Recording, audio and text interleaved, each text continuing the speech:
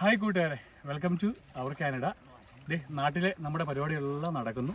ഞങ്ങളിത് എവിടെ നിൽക്കുന്നുണ്ടോ? ആദ്യമായിട്ട് ഇദ്ദേഹത്തെ എല്ലാവർക്കും അറിയായിരിക്കും, നമ്മുടെ പ്രിയ സുഹൃത്ത് Bibin bro .green YouTube channel. അപ്പോൾ ഞങ്ങൾ പെരിയാർ റിസർവേഴ്സിൽ ഞങ്ങൾ ഒന്ന് കാണാൻ വേണ്ടി വന്നതാണ്. എൻ്റെ പുറകെ കാണാം, അവിടെ നല്ല ആനയുടെ കുട്ടി നിൽക്കുന്നത്. ഇതിനോട് ചേർന്ന് തന്നെ ഞങ്ങൾ ഇപ്പം ലഞ്ച് കഴിക്കാൻ പോവുകയാണ്. ഞാൻ രാവിലെ വന്നതാണ്, ഉച്ചയായി. ലഞ്ച് കഴിച്ച് ഇതിൻ്റെ ബാക്കി വീഡിയോയിലേക്ക് നമുക്ക് പോകാം.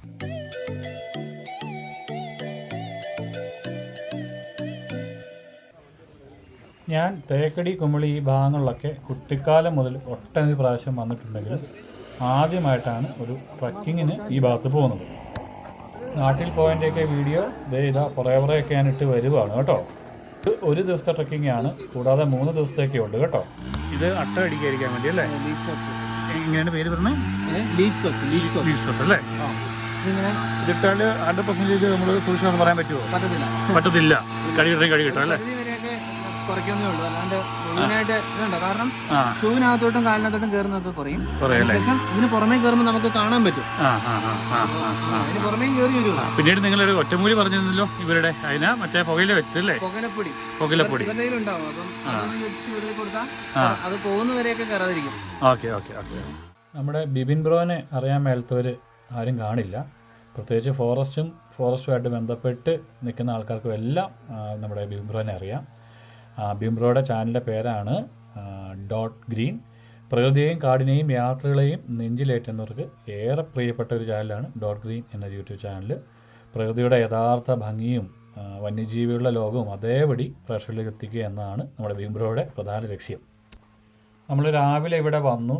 ഇവിടെ നിന്ന് നമുക്ക് ഫുഡും അങ്ങനെയുള്ള കാര്യങ്ങളെല്ലാം അവർ കഴിക്കാൻ തന്നു വിടും കേട്ടോ.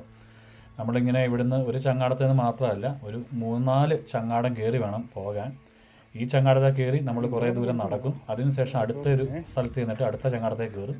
വീണ്ടും അടുത്ത സ്ഥലത്ത് കുറച്ച് നടന്നിട്ട് അടുത്ത ചങ്ങാടത്തെ. ഞങ്ങൾ പോകുന്ന വഴിക്ക് ഒട്ടനവധി മൃഗങ്ങളൊക്കെ കണ്ടു കേട്ടോ. അതൊക്കെ ഈ വീഡിയോയുടെ പുറഭാഗത്ത് വരുന്നുണ്ട് കേട്ടോ. കൂടാതെ കാടിൻ്റെ ഉൾഭാഗം വഴിയുള്ള നടപ്പും ഒക്കെ ഒരു പ്രത്യേകതര ഒരു മനസ്സിന് ശാന്തിയും ഇല്ലെങ്കിൽ ഒരു പ്രത്യേകതരം ഒരു അനുഭവമൊക്കെ ആയിരുന്നു. കൂടാതെ ഇവിടെ ഫോറസ്റ്റുമായിട്ട് ബന്ധപ്പെട്ട് ഒട്ടനവധി പേര് ജോലി ചെയ്യുന്നവരൊക്കെ ഉണ്ട്, ഫോറസ്റ്റ് ഗാർഡുമാർ കേട്ടോ. അവരുടെയൊക്കെ കഥകളും നിങ്ങളൊന്ന് കേൾക്കേണ്ടതാണ് കേട്ടോ. നമ്മുടെ കൂടെ ഒരു ഹൈദരാബാദ് കപ്പിൾസും കൂടി ഉണ്ടായിരുന്നു. പിന്നെ കൂടാതെ ഒരു ഫോറസ്റ്റ് ജീവനക്കാരനും പിന്നെ 2 ഗാർഡുമാരുമായിരുന്നു നമ്മുടെ ഉണ്ടായിരുന്നത്. അവർ നമുക്ക് വേണ്ടി മലയാളത്തിലും ഇംഗ്ലീഷിലും ഇവിടുത്തെ കാര്യങ്ങളെല്ലാം വിശദീകരിച്ച് തന്നു കേട്ടോ.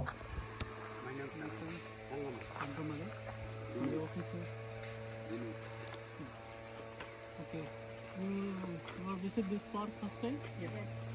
I can a short idea about the Periyar Triangle. Okay? This reserve, Kerala largest park, 925 square kilometer. This reserve size. This reserve, Western Ghats Partification Sample. This reserve divided 2 type places, core and buffer. Core area means very protected area. They are not allowed to tourism. The buffer area including 3 activities. First one temple, Sabarimala temple. Second one tourism. This program full day activity program, Bamboo Rock Tree program, around 15 kilometers in periphery place. And then we have animals. We are respect for animals, but we have animals here, mainly protected by the tiger. Here tiger census, last census reports 80 to 35 tigers. And second one, iconic species elephant, more than 800 elephants here, notification. But here sighting chance depend on the day, because animals everywhere is more. Mostly we have animals kind of shy species. Shy means humans presence not like, even tiger. First one, left side, not leaf, that dried. Yeah, the dried one. The dried one. A similar bird, like the color is similar.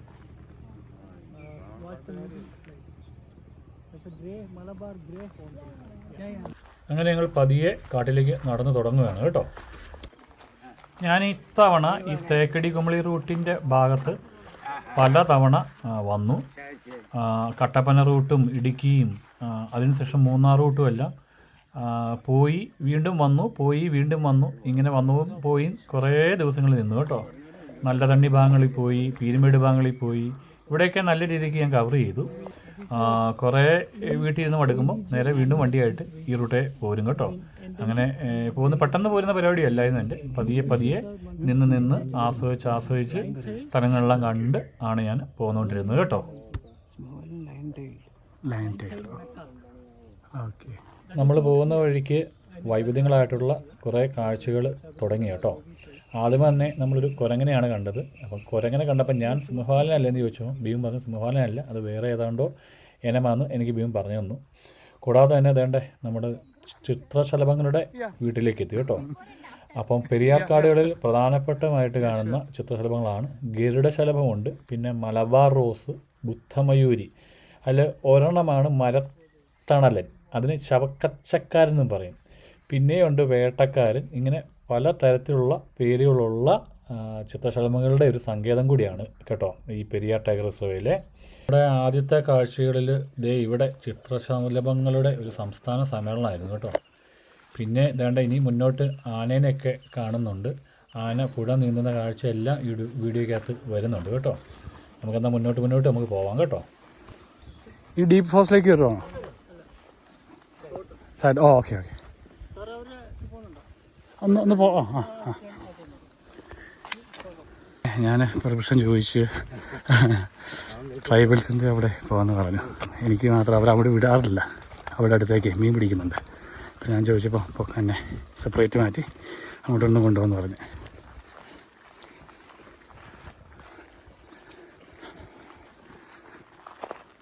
നല്ലൊരു butterfly ഉണ്ട് കേട്ടോ, tiger. വാവ്,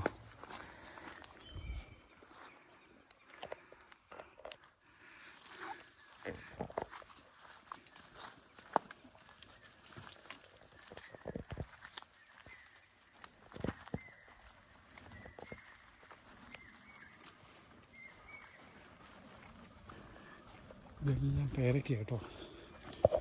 ആനയും മങ്കിയൊക്കെ വന്ന് മുഴുവൻ പേരയ്ക്ക അപ്പം വഴുക്കണ്ട അപ്പം വന്ന് ഞൊടിക്കൊണ്ടിരുന്നു.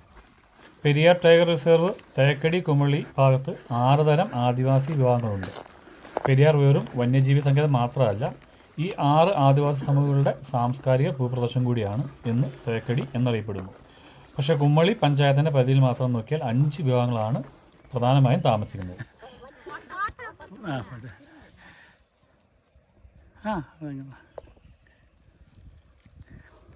மீனுக்கு சாப்பாடு,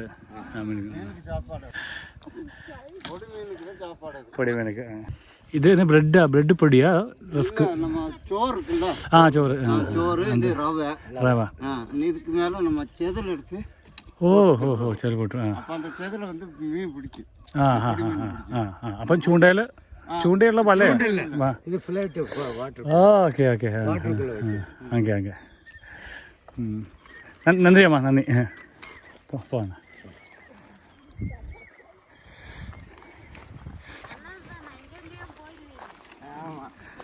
എന്നെ കൊണ്ടേ കാണിച്ച് അവർ ഇവിടെ സാധാരണ കൂടുതൽ ആൾക്കാർ ഇറക്കില്ല, കാരണം അവരുടെ പ്രൈവറ്റ്സിയും എല്ലാം നോക്കണമല്ലോ. അപ്പം ഞാൻ നേരത്തെ പറഞ്ഞിരുന്നു എന്നെ കൊണ്ടേ കാണിക്കാമെന്ന് ചോദിച്ചപ്പോൾ അവർ കൊണ്ടേ കാണിച്ചാണ്.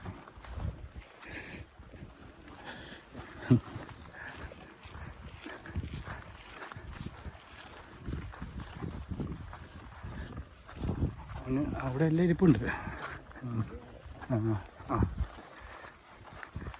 ആന ഇറങ്ങും, ആന മിക്കപ്പോഴും ഉണ്ടെന്നാണ് പറഞ്ഞത്. ആന മറ്റുള്ള പോത്ത് കാട്ടുപോത്തൊക്കെ ഇവിടെ തേക്കടിയില്ല, എല്ലാവർക്കും അറിയാമല്ലോ, മിക്കപ്പോഴും കാണും. ശരി, അപ്പം ഞങ്ങൾ വന്നിട്ടൊന്നും കാണുന്നില്ല. നിങ്ങൾ വരുമ്പോൾ അവർ അക്കരയിലൊക്കെ മാറി നിൽക്കുന്ന പറഞ്ഞത്, ഈ മീൻ പിടിക്കുന്നതൊക്കെ നമുക്കറിയാമല്ലോ. പിന്നെ ഈ അട്ടയുടെ ശല്യമുണ്ട്, അതിനാണ് ഞങ്ങൾക്ക് ഇത് തന്നേക്കുന്നത്. പക്ഷേ ഇവർ പ്രശ്നമൊന്നുമല്ല. വളക്കെട്ടി പെരിയ പെരിയ മീൻ ഉള്ളി കൊഞ്ചം കൂടി ഉള്ളിൽ പോവും. ഉള്ളിൽ പോയിട്ട് വളം കെട്ടി നമ്മളിപ്പോൾ തൊട്ട് മുമ്പ് കണ്ട ട്രൈബൽസിൻ്റെ മറ്റുള്ള ഗോത്ര വിഭാഗങ്ങൾ ഇവരൊക്കെയാണ് കേട്ടോ. ഒന്ന് മണ്ണാൻ ആൾക്കാർ, പിന്നെ പളിയന്മാരെന്ന് പറഞ്ഞ കുറച്ച് വിഭാഗക്കാരുണ്ട്, ഊരാളി ഗോത്രവർഗ്ഗക്കാരുണ്ട്, മലയേരയന്മാരുണ്ട്, ഉള്ളാടന്മാരുണ്ട്, മലവേടന്മാരുണ്ട് കേട്ടോ. ഇവരെല്ലാം പ്രധാനമായിട്ടും ഈ ടൈഗർ റിസർവേഡ് ചേർന്നുള്ള ഭാഗത്ത് തന്നെയാണ് ഇവരുടെ ജീവിതവും ഉപജീവനവും എല്ലാം കേട്ടോ. ഇപ്പം നമ്മുടെ എതിർവശം നടന്നു പോയ ആൾക്കാരെല്ലാം ഞാൻ തൊട്ട് മുമ്പ് പറഞ്ഞ ഏതോ ഒരു ഗോത്ര വിഭാഗത്തിലുള്ളവരാണ് കേട്ടോ. ഇവരെല്ലാം ഇതിൻ്റെ ഉള്ളിൽ ഇപ്പം മീൻ പിടിക്കാൻ പോയിട്ട് വരുന്നവരാണ്. നമ്മൾക്ക് പൊതുജനങ്ങൾക്ക് ഇതിൻ്റെ അകത്തേക്ക് പ്രവേശനം ഇല്ല കേട്ടോ. ഇങ്ങനെയുള്ള ട്രക്കിങ്ങുമായിട്ട് ബന്ധപ്പെട്ട് മാത്രമുള്ള പ്രവേശനമേ ഉള്ളൂ. പിന്നെ VIP-കളൊക്കെ ഉണ്ടെങ്കിൽ അവർക്ക് പോകാം, എന്തെങ്കിലും ആവശ്യങ്ങളൊക്കെ ഉണ്ടെങ്കിൽ മന്ത്രിമാരൊക്കെ വന്നു കഴിഞ്ഞാൽ. കൂടാതെ ഇവർക്ക് മാത്രമാണ് ഇവിടെയുള്ള അവകാശം കേട്ടോ. പിന്നെ ഗവൺമെൻറ്റിൻ്റെ ഫണ്ട് അങ്ങനെയുള്ള ഇവർക്ക് I mean bison, usually called bison. Actually that's an Indian dog killed by tiger 7 years ago. There, that corner side. My friends take this color here and 2.3 lakhs.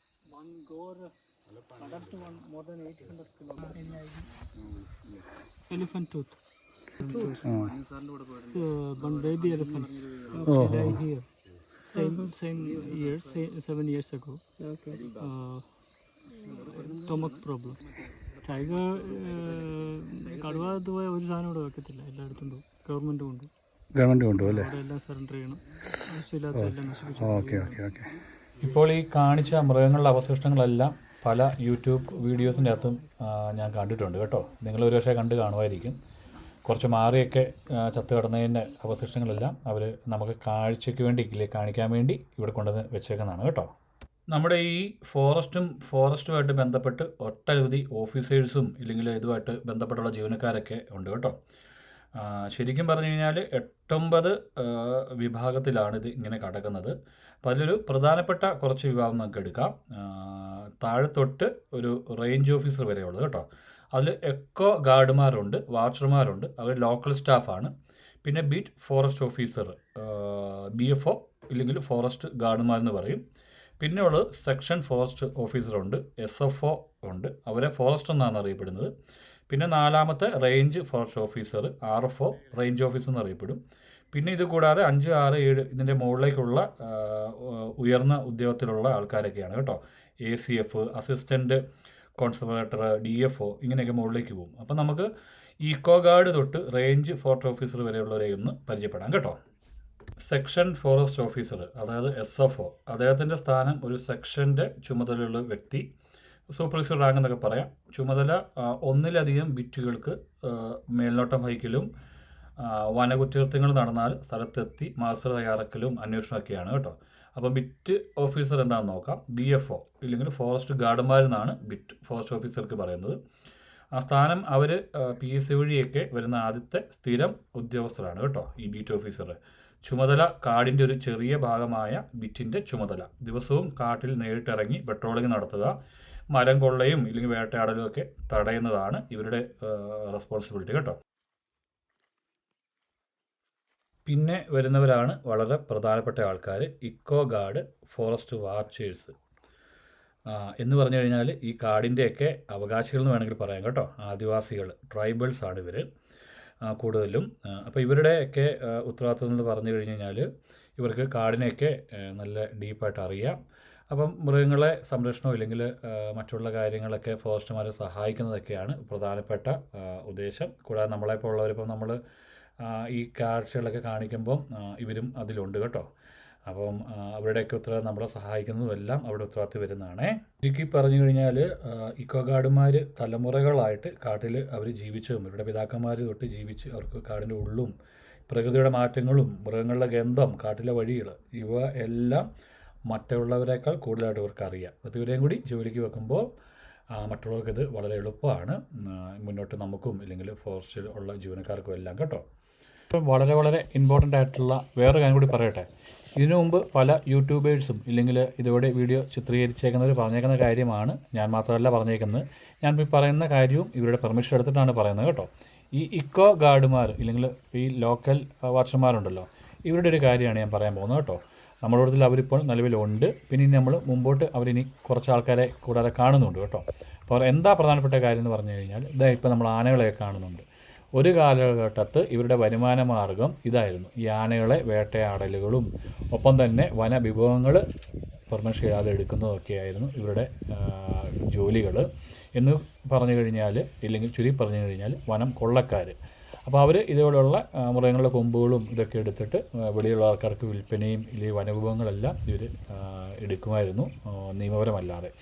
അപ്പം പണ്ട് കാലത്ത് ഇവിടെ ഉണ്ടായ നല്ല ഓഫീസേഴ്സ്, ഫോറസ്റ്റുമായിട്ട് ബന്ധപ്പെട്ട നല്ല ഓഫീസേഴ്സ് ഇവരെ പിടിച്ച സമയത്ത് ഇവർക്ക് ക്ലാസ്സുകളൊക്കെ എടുത്ത് നല്ല മനപരിവർത്തനമൊക്കെ വന്ന് അവരെ മാത്രം ജോലിക്ക് ഇവരെടുത്തു. അപ്പം ഇവരെ ജോലിക്ക് എടുത്തുകൊണ്ട് ഇതോടെയുള്ള മറ്റുള്ളവർ ഇതിന് മുതിരാതിരിക്കും, മോഷണം നടത്താതിരിക്കും. ഇവർക്കൊരു താൽക്കാലിക ജോലിയായി കേട്ടോ. അപ്പോൾ ചുരുക്കി പറഞ്ഞാൽ ഇവർ ഇതിനു മുമ്പ് ഇവിടുത്തെ വനവിഭവങ്ങളെല്ലാം എടുത്തുകൊണ്ടിരുന്ന ആൾക്കാരായിരുന്നു നിയമപരമല്ലാതെ. ഇപ്പോൾ അവർ നമുക്ക് വേണ്ടിയും പൊതുജനങ്ങൾക്ക് വേണ്ടിയും ഫോറസ്റ്റ് ജീവനക്കാർക്ക് വേണ്ടിയും എല്ലാം പ്രവർത്തിക്കുന്നു കേട്ടോ.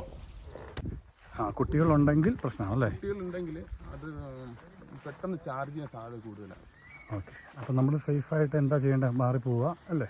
സേഫായിട്ട് നമ്മൾ പ്രത്യേകിച്ചൊന്നും ചെയ്യേണ്ട, അതിൻ്റെ അടുത്തോട്ട് പോകാണ്ടിരിക്കുക അത്ര. ഓക്കെ, ഇപ്പം ഇങ്ങനെ സാഹചര്യം വന്നു കഴിഞ്ഞാൽ നമുക്ക് എന്താ ചെയ്യാൻ പറ്റുന്നത്? ഓടി പോവോ ഇല്ലെങ്കിൽ മാക്സിമം നമ്മൾ പുറകിലോട്ട് പോകുക, പുറകിലോട്ട് മാറാൻ ശ്രമിക്കുക. അപ്പോൾ അത് കുട്ടി ഉണ്ടെങ്കിൽ അറ്റാക്ക് ചെയ്യുന്നത് നമ്മൾ അങ്ങോട്ട് പോകുമെങ്കിൽ മാത്രമേ അത് ഇങ്ങോട്ട് വന്ന് അറ്റാക്ക് ചെയ്യാറുള്ളൂ. ഇദ്ദേഹം ബിറ്റ് ഫോഴ്സ് ഓഫീസറാണ് കേട്ടോ, BFO. നമുക്ക് ഇദ്ദേഹത്തിൽ നിന്ന് കാര്യങ്ങൾ ചോദിച്ച് മനസ്സിലാക്കാവേ. അപ്പം താങ്കളുടെ എങ്ങനെയാണ് റെസ്പോൺസിബിലിറ്റിയൊക്കെ ഞങ്ങൾക്ക് തരുന്നത്? നിങ്ങളുടെ ഈ വരുന്ന ഗസ്റ്റുകൾക്ക് ഒരു കുഴപ്പമില്ലാണ്ട് സേഫായിട്ട് കൊണ്ട് എത്തിക്കുക എന്നുള്ളതാണ് എൻ്റെ റെസ്പോൺസിബിലിറ്റി. ഓക്കെ, പിന്നെ നമ്മൾ ഈ പോകുന്ന വഴിക്ക് ഈ ആനിമൽസിന് ഒരു ബുദ്ധിമുട്ടുണ്ടാകാനും പാടില്ല. ഓക്കെ, ഇങ്ങനെ വരുന്ന പാസഞ്ചേഴ്സ് മദ്യപിച്ചോ ഇല്ലെങ്കിൽ അങ്ങനെയുള്ള തുടക്കത്തിലേ നമുക്കത് മനസ്സിലാവും. അവരെ നമ്മൾ കാട്ടിനകത്തോട്ട് കയറ്റത്തില്ല. ഓക്കെ.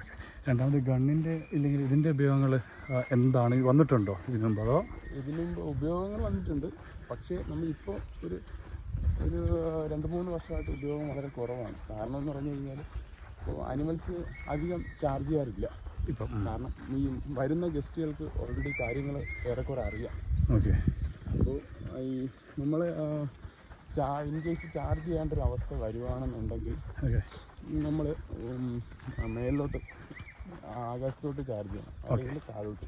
ഇതിൻ്റെ ഒച്ച കേട്ടിട്ട് അനിമൽ അകത്തോട്ട് കയറിപ്പോ. നല്ല സൗണ്ടാണ്. കമ്പാക്ഷൻ കണ്ണാണ്. ഓക്കെ, ഒരു റൗണ്ടാണോ അതിൻ്റെ സ്യൂട്ടായിട്ട് ചാർജിങ്ങിൻ്റെ ആ പവർ അനുസരിച്ച് നിങ്ങൾ 1 or 2 ഒക്കെ ചെയ്യാം. ഓക്കെ, ഇതിനകത്ത് എത്ര ബുള്ളറ്റ് ഒറ്റലോടി കിട്ടും? നമുക്ക് ഒറ്റലോടിൽ ഇപ്പോൾ ഒരു 2 ബുള്ളറ്റ് വരെ ചെയ്യാം. 2 ബുള്ളറ്റ് തന്നെ. പിന്നെ അടുത്തതിന് എത്ര സമയം എടുക്കുമായിരിക്കും? അത് ഇല്ല, ഒരു ബുള്ളറ്റിൽ തന്നെ അതിൻ്റെ ചാർജിങ് കൊണ്ട് തന്നെ ഏറെക്കുറെ അനിമൽ പൊക്കോളും. കാരണം നമ്മൾ വിചാരിക്കുന്നതിനേക്കാളും നല്ല ഒച്ചയിലാണ്. ഓക്കെ, അങ്ങനെ ഒരു സാഹചര്യത്തിൽ ഞങ്ങളോട് എന്ത് പറയും? എന്താ പറഞ്ഞാൽ മാക്സിമം നിങ്ങളെ നമ്മൾ പുറകിലാക്കും, നമ്മുടെ പുറകിലാക്കും. അങ്ങനെ ഒരു സാഹചര്യം വളരെ ചുരുക്കി അപൂർവം ഉണ്ടാവാറുള്ളൂ. ഓക്കെ, ഏതായാലും ഞാൻ അദ്ദേഹത്തിനോട് സംസാരിച്ച് തുടങ്ങുമ്പോൾ പരിചയപ്പെടേണ്ടായിരുന്നു. സാറിൻ്റെ പേര് വിനീത്. ട്രിവാൻഡ്രം കാട്ടാക്കടയാണ് സ്ഥലം. ഫാമിലി വൈഫ് കാവ്യ, മോനുണ്ട് രുദ്രൻ. 3 വയസ്സാണ്. ഓക്കെ, കൂടുതൽ നമുക്ക് പിന്നീട് പരിചയപ്പെടാം. അണ്ണൻ്റെ പേരും തങ്കമണി അണ്ണൻ. ഊരിവിടെ തന്നെയാണ്, ഗൂഡല്ലൂർ അല്ലേ? ഗൂഡല്ലൂർ. നല്ല അണ്ണനാണ്. നമുക്ക് നല്ല രീതിക്ക് കാര്യങ്ങളെല്ലാം എക്സ്പ്ലെയിൻ ചെയ്ത് തരുന്നുണ്ട്. നമുക്കുള്ള ഗൂഡല്ലൂർ ഫാമിലി, വൈഫ്, പിന്നെ കുളന്തകളെല്ലാം எல்லாம் சின்னதாக பெருசாச்சா காலேஜ்? பெரிய கல்யாணம் கழிச்சு. அவங்க பார்த்தா சின்ன பையன் மாதிரி. 50-55 വയസ്സ്.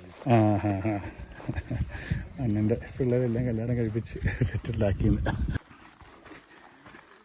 നമ്മുടെ ഗൈഡ് അണ്ണൻ ഇപ്പോൾ എന്നോട് പറഞ്ഞത്, അണ്ണനൊക്കെ വർഷങ്ങൾക്ക് മുമ്പ് ഈ ഗൈഡായിട്ട് ജോലി കിട്ടുന്നതിൻ്റെ കഥയാണ് അദ്ദേഹം പറഞ്ഞത്. തമിഴ്നാട്ടിലൊക്കെ ഇവർ വേട്ടക്കാരായിരുന്നു. അപ്പം ഹണ്ടിങ്ങൊക്കെ ആയിട്ട് ബന്ധപ്പെട്ട് അവർ ആ മേഖലയിലൊക്കെ കാര്യങ്ങളൊക്കെ ചേർന്നിട്ടിപ്പം അത് പൈസയ്ക്ക് വേണ്ടിയായിരുന്നല്ലോ. അപ്പം ഗവൺമെൻറ് അവരോട് പറഞ്ഞു, നിങ്ങൾക്ക് ജോലി തരാം, നിങ്ങൾ ഇങ്ങോട്ട് പോര്, നിങ്ങൾ ആ പരിപാടിക്കൊന്നും പോകണ്ട. അങ്ങനെ ഗവൺമെൻറ് ഇവർക്ക് ഇവിടെ സെറ്റിൽഡായി ജോലി കൊടുത്തു. അപ്പോൾ അവർ ഹോണസ്റ്റായിട്ട് സത്യസന്ധമായിട്ട് ആ ജോലി ചെയ്ത് അവരുടെ ഉപജീവന മാർഗം നയിക്കുന്നു. ബ്രേക്ക്ഫാസ്റ്റ് ഏരിയയാണ്. അതാണ് ബ്രേക്ക്ഫാസ്റ്റ് ഏരിയയുടെ ഇവിടെ ഒരു സാധനം ഇരിക്കുന്നു. അപ്പം ബ്രേക്ക്ഫാസ്റ്റ് കഴിക്കാനാണ് പറഞ്ഞത്. അതിനുശേഷം നമ്മൾ നടക്കാം. നമ്മുടെ പേരക്കയാണ്. പേരക്ക ഇത് പിഞ്ചാണ്. വലുതായി കഴിഞ്ഞാൽ ആനയുടെ ഭക്ഷണമാണ് പ്രധാനപ്പെട്ടത്. പിന്നെ അവിടെ എല്ലാം ഇങ്ങനെ വേറെ സാധനം കണ്ട് ഇവിടെ എല്ലാം ആനയുടെയാന്ന് തോന്നുന്നു.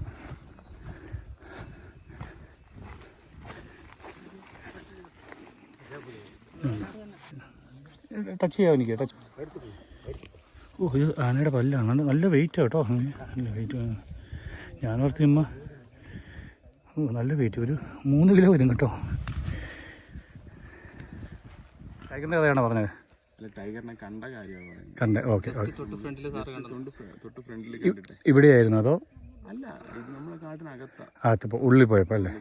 ഇവിടെ നമുക്ക് കാണുന്നത് വളരെ അപൂർവമായിരിക്കും. ഓക്കെ. ആ നമ്മള് പ്രോഗ്രാമിനൊക്കെ വന്നു കഴിഞ്ഞാൽ പോലും ഇവിടെ ഇവിടെയൊക്കെ കാണുന്നത് ഒച്ച ഉണ്ടാവുന്ന സ്ഥലങ്ങൾ വളരെ ചുരുക്കമായിരിക്കും. ഇവിടേക്ക് ഈ ഭാഗത്തൊക്കെ നല്ല രീതിയിൽ അതിന് സെൻസ് ചെയ്യാൻ പറ്റും.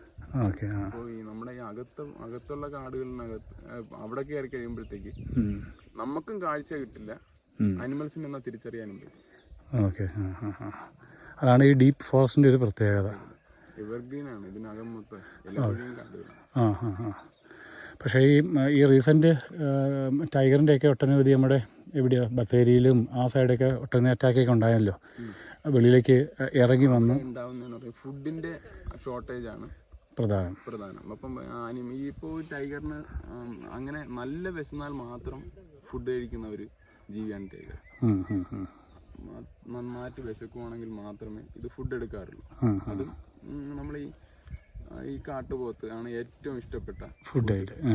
അപ്പം അത് ആവശ്യം പോലെ നമ്മുടെ ഇതിനകത്തുണ്ട്, ഉണ്ട്. അപ്പം അതിൻ്റെ ലഭ്യത കുറയുമ്പോഴത്തേക്കും അതും ഈ മനുഷ്യരുടെ ഇത് നമ്മൾ മനുഷ്യനകത്തോട്ട് ഉള്ളിലോട്ട് ഒരുപാട് കയറുമ്പോഴത്തേക്കുമാണ് അത് പുറത്തോട്ട് ഇറങ്ങാനും സാധ്യത കൂടുതൽ.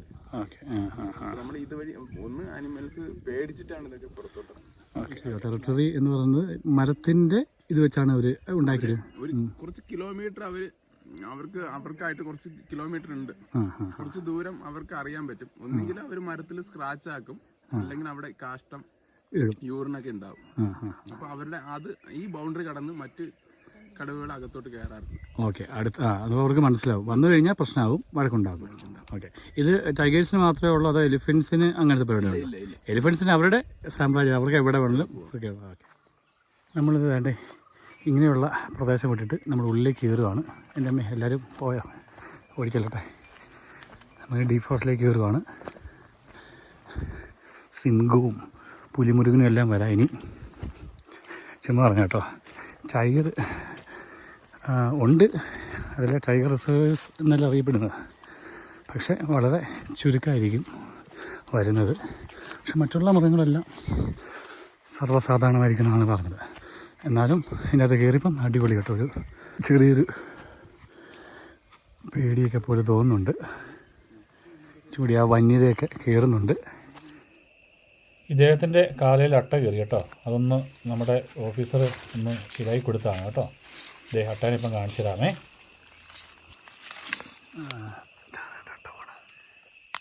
ഇതിനാണ് കടിക്കുന്നത്. കേട്ടോ അട്ടല്ലേ. ഇത് കടിച്ചു കഴിഞ്ഞാൽ പിന്നെ അത്രയും ചോര കൊണ്ടുപോകും. ഒരു രക്ഷപ്പെടാൻ നമുക്ക്. അദ്ദേഹം പറഞ്ഞത് നേരത്തെ ടെറിട്ടറിയുടെ കാര്യം പറഞ്ഞല്ലോ. ഇത് കടുവാടെയൊക്കെ കണ്ടോ, ഇത് വരച്ച് വെച്ചേക്കുന്നത് കണ്ടോ.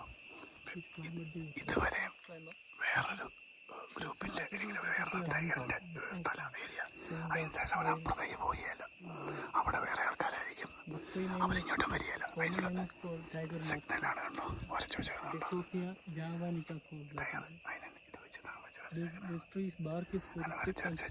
മറ്റുള്ളതിനെ മനസ്സിലാവും.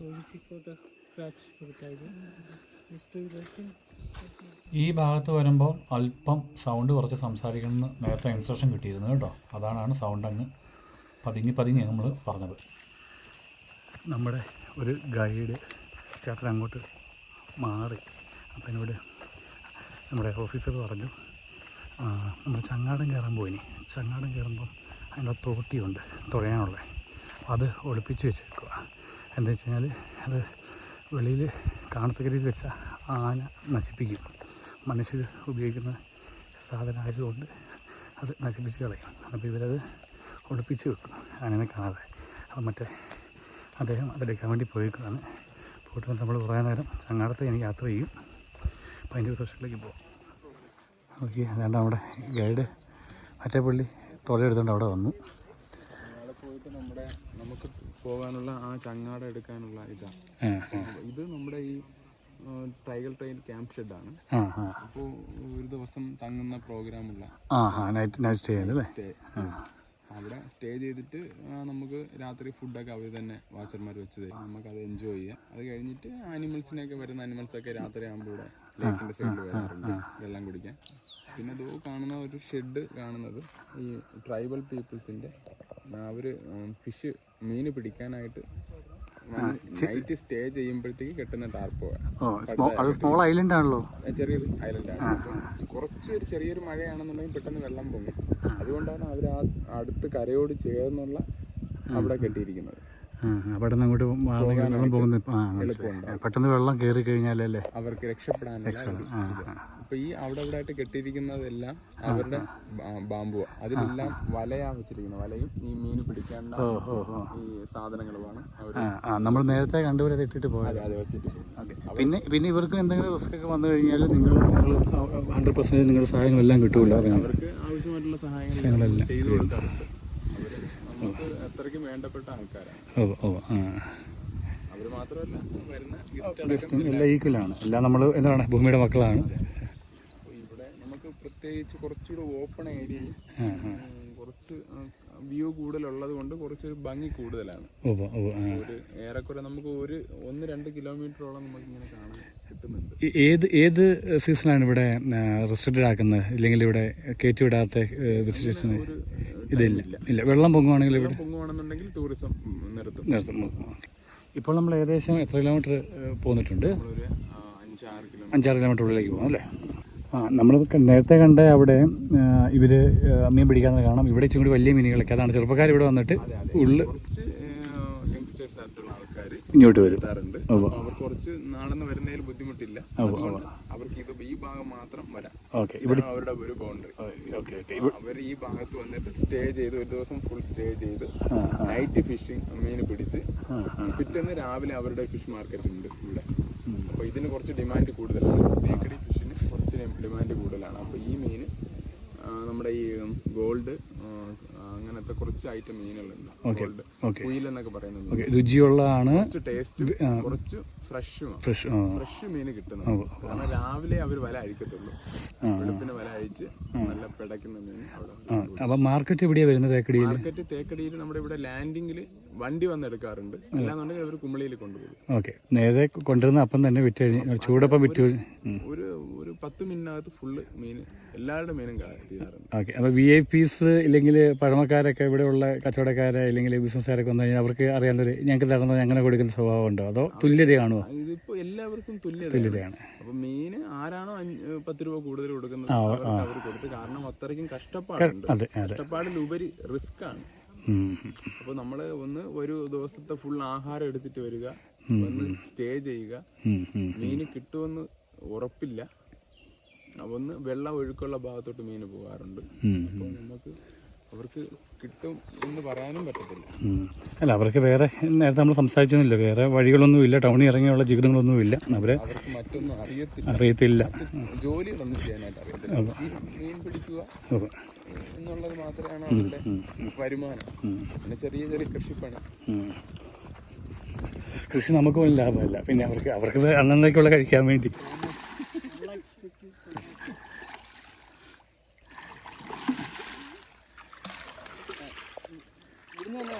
നമ്മുടെ ചങ്ങാടം വീണ്ടും വന്നു. നമ്മൾ ഇതിൽ കയറിയിട്ട് ഇനി അടുത്ത സ്ഥലത്ത് പോയിട്ട് ഇറങ്ങി വീണ്ടും നടന്ന് വീണ്ടും അവിടുന്ന് ഇനി അടുത്ത ചങ്ങാടത്തെ കയറി പോകും കേട്ടോ. ചാക്കിൻ്റെ അകത്ത് അവരുടെ സാധനങ്ങളാണോ? അങ്ങനത്തെ സാധനങ്ങളാണ്. അത് ഓരോ കുടുംബക്കാരും അവർ സെപ്പറേറ്റ് വെച്ചേക്കുന്നത്. ഓക്കെ, ഓരോ കുടുംബത്തിനുള്ളതും അവർ സെപ്പറേറ്റ് വെച്ചേക്കുന്നത്.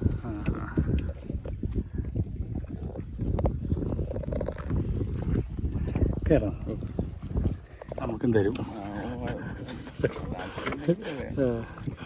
ഒന്നും പറയാൻ കൊച്ച് തുഴയുന്നുണ്ട്. എല്ലാവരും ആഞ്ഞ് തുഴയാണ്. നമ്മുടെ യൂട്യൂബ് ബിബിൻ ആഞ്ഞ് പിടിപ്പിക്കുന്നുണ്ട്. അവർ പ്രത്യേകം പറഞ്ഞിട്ടുണ്ട്, ഇതിനകത്ത് മൊബൈൽ ഉപയോഗിക്കുകയാണെങ്കിൽ അവർക്ക് യാതൊരു ഉത്തരവാദിത്വവും ഇല്ല. കാരണം മൊബൈൽ ചാടി ഇതിൽ ടേക്കിൽ പോകാനുള്ള സാധ്യതയുണ്ട്.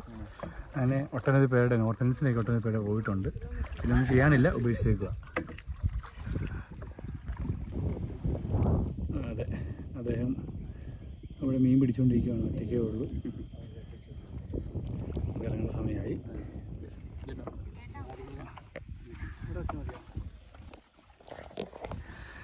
നമ്മൾ തിരിച്ചു പോകും. നമ്മൾ വേറെ റൂട്ടാണ്. ഇത് നൈറ്റ് സ്റ്റേ ചെയ്യുന്നവർക്ക് വേണ്ടിയുള്ളതാണ്. നമ്മുടെ 8 മണി മുതൽ വൈകുന്നേരം 5 മണി വരെ. പക്ഷെ നമ്മൾ ഇനി ഉള്ളിലേക്ക് പോകും. ഇവർ ഇവിടം വരെയുള്ളതെന്ന് തോന്നുന്നു. ഇവർക്ക് ഇത് നൈറ്റ് സ്റ്റേ അല്ലേ പറഞ്ഞല്ലേ? അപ്പോൾ ഇവരെയും കൊണ്ട് എവിടെയൊക്കെ വേറെ പോകുമായിരിക്കും? അടുത്ത ലൊക്കേഷനേ ഉള്ളൂ. ഓക്കെ ഓക്കെ ഓക്കെ ട്രക്കിങ് വരും അല്ലേ?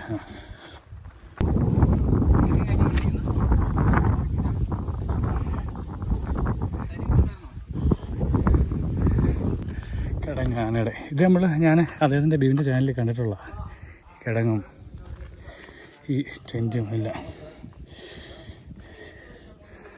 അത്യാവശ്യം നല്ല ആഴമുണ്ട് കേട്ടോ. വി ഷേപ്പിലാണ് ഉണ്ടാക്കിയിരിക്കുന്നത്. മറ്റേ ആകുമ്പോൾ അതിന് കയറി വരാം. ഇങ്ങനെ കഴിയുമ്പോൾ ലോക്കാവും. പേടി വന്നിട്ട് കയറില്ല.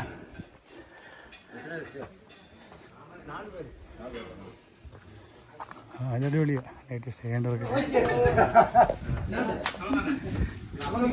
ആ പുള്ളിയുടെ ഫ്രണ്ടാ.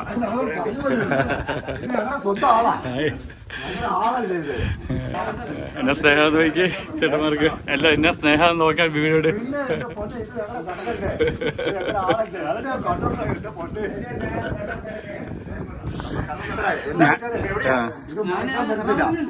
കാര്യം എന്നാന്ന് പറഞ്ഞാൽ ഇതാണ് ഞങ്ങളെ വളർത്തി വിട്ട ആള്. ഞാനിപ്പം പറഞ്ഞുകൊണ്ടിരിക്കുകയാണ്. ഇദ്ദേഹത്തിന് അറിയാൻ മേലത്തെ ആൾക്കാരില്ല. ഏറ്റവും കൂടുതൽ എക്സ്പീരിയൻസ് ഇവരോടൊപ്പം ഓഫീസേഴ്സിനോടൊപ്പം എക്സ്പീരിയൻസ് ഉള്ള വ്യക്തി ഇദ്ദേഹമായിരിക്കുമെന്ന് ഞാൻ പറഞ്ഞുകൊണ്ടാണ് ഇപ്പൊ പറഞ്ഞത്. ഇതൊരു ഫേമസ് ഇവരെ ഇത് ഷെയ്ക്കാൻ്റെ പേര് എൻ്റെ കിച്ചൺ അങ്ങോട്ട് വന്നോട്ടെ. ചേട്ടന്മാര് ഞാൻ കിച്ചൺ ഒന്ന് കയറിക്കോട്ടെന്ന് ചോദിച്ചപ്പോൾ ഞാൻ കട്ടൻ കാപ്പിയൊക്കെ ഇട്ട് തരാമെന്ന് പറഞ്ഞു. ഇത് നമ്മുടെ ഇതിൽ വരുന്നതല്ല. നമ്മൾ നൈറ്റ് സ്റ്റേ ചെയ്യുന്നില്ലല്ലോ. അപ്പം 14 ഒരു സ്നേഹം കൊണ്ട് ബീവിനുള്ള സ്നേഹം കൊണ്ട് കയറി വരാൻ പറഞ്ഞു. ചേട്ടന്മാരുടെ സ്ഥലമൊക്കെ എവിടെയാ? ഇവിടെ തന്നെ എല്ലാവരും ഇവിടെ തന്നെ ആക്കിടിക്കാർ. ഞാൻ കോട്ടയ്ക്ക് അടുത്തെത്തി. എന്ത് ചെയ്തോണ്ടിരിക്കണാണെങ്കിൽ ചിലപ്പോ പുല്ല് കഴിച്ചോണ്ടിരിക്കുന്നതായിരിക്കും, കുഞ്ഞുങ്ങളടുത്ത് നിൽക്കുന്നതായിരിക്കും, എന്തെങ്കിലും കയ്യോ അതിന്റെ തുമ്പിക്കൈ വീശുവോ ചെയ്യാനൊക്കെ എന്ത് ചെയ്തോണ്ടിരുന്നായിരുന്നാലും വേറെ എന്തെങ്കിലും സ്മെല്ല് വേറെ കിട്ടിയാൽ അതെല്ലാം സ്റ്റോപ്പ് ചെയ്തിട്ട് ഒറ്റ ടൈമിൽ എല്ലാ എലിഫന്റും സ്റ്റോപ്പ് ചെയ്യും. സ്റ്റില്ലാവും അവിടെ അനങ്ങാണ്ട് നിന്നിട്ട് ഏത് സൈഡിൽ നിന്നാണ് ആ സ്മെല്ല് വന്നത് അപ്പോൾ തന്നെ അത് വാച്ച് ചെയ്തത്. എക്സാമ്പിൾ ആയിട്ട് പറഞ്ഞാൽ 5 മിനിറ്റ് ആണെങ്കിൽ ഒരു 3 മിനിറ്റ് ഒരു ഫുഡ് കഴിച്ചാൽ 2 മിനിറ്റ് സൈഡ് നോക്കും. ഓക്കെ ഓക്കെ എല്ലാം വാച്ച് ചെയ്തുകൊണ്ടിരിക്കുകയുള്ളൂ. അതായത് ഞങ്ങൾ കുറച്ച് മുന്നോട്ട് പോയി. ഇപ്പോൾ ഓഫീസേഴ്സ് ഇവർ പറഞ്ഞുകൊണ്ടിരുന്നത് ആനയുടെ കുറച്ച് കാര്യങ്ങളാണ്. ആന എപ്പോഴാണ് ചാർജ് ചെയ്യുന്നതും ഒപ്പം തന്നെ നമ്മുടെ കുറച്ച് ബാല്യകാലത്തുള്ള കുറച്ച് ധാരണകളൊക്കെ മാറ്റിക്കളഞ്ഞവർ. ഞാൻ കരുതിക്കൊണ്ടിരുന്ന ആന ഇറക്കിറങ്ങാനും ബുദ്ധിമുട്ട് ഇല്ലെങ്കിൽ കയറ്റം കയറുമ്പോഴാണ് എളുപ്പം എന്നൊക്കെയായിരുന്നു. പക്ഷേ ഇതെല്ലാം ആനയ്ക്ക് നിഷ്പ്രയാസം കയറ്റം കയറാനും ഇടുങ്ങിയ വഴി കയറാനും ഇറക്കിറങ്ങാനും എല്ലാം എളുപ്പമാണ്. പിന്നെ ഇദ്ദേഹം പറഞ്ഞൊരു കാര്യമുണ്ട്. അതായത് ഒരു മെസ്സേജ് പാസ് ചെയ്യുന്നൊരു കഥ ഇത് പറഞ്ഞില്ലേ, അത് ഒന്നുകൂടി ഒന്ന് പറഞ്ഞുതരാമോ? അതായത് ഒരു കൂട്ട ആനകളാണ്. എന്തെങ്കിലും ഒരു ആപത്ത് അവർക്ക് തോന്നിക്കഴിഞ്ഞാൽ ഇവരെല്ലാം ഒന്നിച്ചുകൂടി തുമ്പിക്കൈ തമ്മിൽ കൂട്ടി പിടിച്ചിട്ട് ഇങ്ങനെ ഒരു മിനിറ്റ് 2 മിനിറ്റ് എന്നിട്ട് ഒരു സേഫായ സ്ഥലത്തേക്ക് ഓടി നമ്മൾ മാറിയിട്ട് അതിലുള്ള ലീഡറായിരിക്കും നമ്മൾ ചാർജ് ചെയ്യാനായിട്ട് വരുന്നത്. ബാക്കിയുള്ളവരെ എല്ലാം സേഫ് ആക്കും. പിടിയാനേനെയും കുഞ്ഞുങ്ങളെല്ലാം സേഫ് ആക്കിയതിന് ശേഷം ലീഡറോ അല്ലെങ്കിൽ അലോ മദറോ 2 ഇതുണ്ട്. പ്രൊട്ടക്ട് ചെയ്യുന്നവരുണ്ട്, ഇവരെ സംരക്ഷിക്കുന്നവരുണ്ട്. അപ്പോൾ അവരിലെ ഒരാളായിരിക്കും ആളെ ചാർജ് ചെയ്യാൻ പറ്റുന്നത്. സഡൻ ക്വിക്ലി ആയിരിക്കും. ഇത് നമുക്ക് മനസ്സിലാവില്ല. അതിന് മുമ്പായിട്ടൊരു 3 ബിഹേവിയർ ചെയ്യും. ഒന്ന് അവര് ശബ്ദത്തിലൂടെ ശബ്ദം ഉണ്ടാക്കും, നമുക്ക് മനസ്സിലാവില്ല, കേൾക്കാം. അവർ ഇൻഡയറക്റ്റ് ആയിട്ട് നമുക്ക് പറഞ്ഞു തരിക പ്രസൻസ് ഇഷ്ടപ്പെടുന്നില്ല, മാറിപ്പോക്കോ. പോകാനായിട്ട് ഒരു കാണിക്കുന്ന ഒരു 3 ഇൻഡയറക്റ്റ് ആയിട്ട് കാണിക്കും. പിന്നെ ബോഡി ലാംഗ്വേജ്, സാർ പറഞ്ഞ ബോഡി ലാംഗ്വേജിൽ ഒരു വ്യത്യാസം കാണിക്കും. പിന്നെ സ്മെല്ല് കറക്റ്റായിട്ട് ഒരു ഫോക്കസ് ചെയ്യും. എവിടെ നിന്നാണ് ഈ മണം വരുന്നത് കൃത്യമായിട്ട് ഒരു ഫോക്കസ് ചെയ്തിട്ട് അങ്ങോട്ട് ടാർഗറ്റ് ചെയ്യും. അതൊക്കെ നമുക്ക് കിട്ടുന്ന ഒരു സൂചനകളാണ്. ഇതൊക്കെ മനസ്സിലാക്കി നമ്മൾ പെട്ടെന്ന് അവിടെ നിന്ന് മാറുന്നതായിരിക്കും സേഫ് ആയിട്ട് പോകാം. ചാർജ് ചെയ്ത് കഴിഞ്ഞാൽ പിന്നെ ഇനിയും ഇവിടെ ബലം പിടിച്ചിട്ട് കാര്യം ആനയ്ക്ക് ആനത്താരെന്നുള്ള നമുക്ക് നമ്മുടെ വഴിയെന്ന് പറയുന്നത് ആനയ്ക്ക് ഈ കാടിനകത്ത് അത് സഞ്ചരിക്കാൻ വേണ്ടിയിട്ട് പ്രത്യേകിച്ചൊരു വഴിയുണ്ട്. അത് വെള്ളത്തിൽ കൂടെ ആണെങ്കിൽ, ലേക്കിൽ കൂടെ ആണെങ്കിൽ അങ്ങനെ, കാട്ടിൽ കൂടെ ആണെന്നുണ്ടെങ്കിൽ അങ്ങനെ, അതിന് അതിൻ്റെതായ വഴിയുണ്ട്. ആ വഴി വിട്ട് ആന അങ്ങോട്ടും ഇങ്ങോട്ടും മാറി സഞ്ചരിക്കുന്ന അപൂർവമാണ്. കൂടുതൽ ആ വഴിയിൽ നമ്മൾ സഞ്ചരിക്കാൻ ഇടവരുകയും ചെയ്യരുത്. ഈ ആനത്താരികളായിട്ട് ഉപയോഗിച്ചുകൊണ്ടിരുന്ന വഴികളാണ് പണ്ട് ആനകൾ ഉപയോഗിച്ചുകൊണ്ടിരുന്ന വഴിയാണ് വാച്ചർമാര് നമ്മളെ ഗൈഡ് ചെയ്യുന്നത്. ആ വഴിയാണ്, അതുവഴിയാണ് നമ്മൾ മറ്റ് സ്ഥലങ്ങളിലോട്ട് ചെന്ന് ഇറങ്ങുന്നത്. Okay okay. അപ്പോൾ ഇത് കുറേ നാൾ ശേഷം ഈ ആനത്താരി ഇവർ മാറുമോ എന്ന് പറഞ്ഞു? ആനത്താര് മാറുന്നത് വളരെ അപൂർവമാണ്. ഈ ആനയ്ക്ക് ഇപ്പോൾ ലേക്കിനകത്ത് ഇറങ്ങുവാണെന്നുണ്ടെങ്കിൽ ലേക്കിൽ കൂടെ പോകാനായിട്ട് ഒരു വഴിയുണ്ട്. ആ വഴി മാത്രമേ ആന പോകാറുള്ളൂ. അത് കൂട്ടമായിട്ടേ പോകാറുള്ളൂ. ഒരു ധാരണയാണ് ആന ഇറങ്ങത്തില്ല, കയറ്റം വരുന്നതിൽ കയറത്തില്ല. ഇത് രണ്ടും നമ്മുടെ എക്സ്പീരിയൻസ് വെച്ചിട്ട് വളരെ തെറ്റായ ധാരണകളാണ്. ഇത് രണ്ടും നല്ല രീതിയിൽ ചെയ്യുന്ന ഒരു ജീവിയാണ് ആന. ഓക്കെ. ഇപ്പം എന്നെ ഇല്ലെങ്കിൽ നമ്മളെ പുറകെ ഓടിച്ചു കഴിഞ്ഞാൽ പിന്നെ എന്താണ് വഴി? ചൂനം കൊണ്ട് എവിടെയെങ്കിലും ആന ഓടിക്കുന്നതിന് ഒരു പരിധിയുണ്ട്. നമ്മുടെ നാട്ടിലെ മതളവി ആന ഓടിക്കുന്ന പോലെ കാട്ടിൽ ആന ഓടിക്കാറില്ല. ആന കുറച്ചു ദൂരം ഓടിച്ചിട്ട് അതിന്റെ നമ്മളെ പേടിപ്പിച്ചു എന്ന് തോന്നിക്കഴിഞ്ഞാൽ തിരിച്ചു പോകാം. സേഫ് പ്ലേസ് നമ്മൾ മാറിക്കഴിഞ്ഞാൽ നമ്മളെ ശല്യം ചെയ്യില്ല, തിരിച്ചു വന്നു. അതിന്റെ മുൻപിൽ നിന്ന് നമ്മളെ മാറ്റുക എന്നുള്ളത് മാത്രമാണ്. അത് കുട്ടിയുള്ളപ്പോഴത്തേക്കാണ് കൂടുതലും ചാർജ് ചെയ്യാൻ പാടില്ല. നാട്ടിലുള്ള ആന പോലെ മതം ഇവിടെ ആനയ്ക്ക് വളരെ ഇളവാറില്ല. ഓക്കെ, താങ്ക്സ് രണ്ടുപേർക്കും. ഒരു കാലത്ത് ഈ ഇല്ലീഗൽ നടത്തിക്കൊണ്ടുണ്ടായി ഇതിനകത്ത് 25 വർഷം മുമ്പ്. അന്ന് മുതൽ അന്നൊക്കെ വലിയ ഞങ്ങൾക്ക് ഇപ്പം ഒരാളുടെ പേരിൽ 14 കേസൊക്കെ ആയി. കേസാകുമ്പോൾ ലാസ്റ്റ് അത് നിൽക്കാൻ മേലെ ലാസ്റ്റ് അന്ന് ഈ എക്കോർഡ്